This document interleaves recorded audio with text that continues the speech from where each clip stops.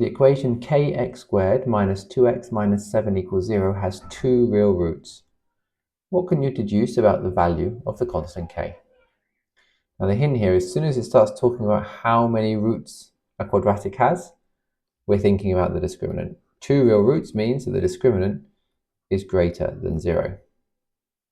So our discriminant in this case is equal to b squared, so that's minus 2 squared, minus 4 times a, which is k, times minus 7.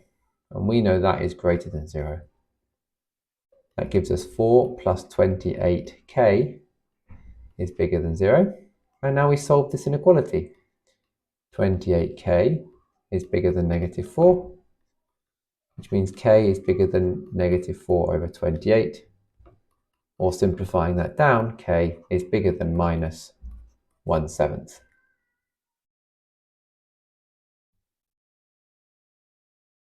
If we now have a look at what this looks like, here I have input the function kx squared minus 2x minus 7 into Desmos, starting with a value where k is equal to 1.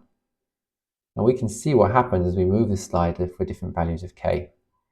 If I move k up,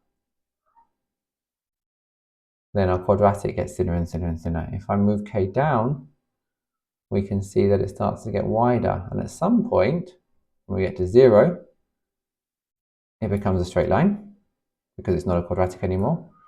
And then it kind of flips around to the other side. And now it's become a negative quadratic. And it gets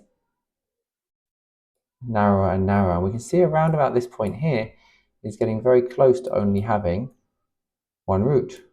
Somewhere between those 2 points, it goes from having 2 roots to no roots.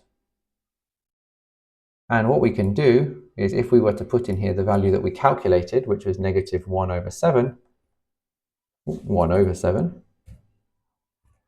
then we can see at that point it had exactly one root.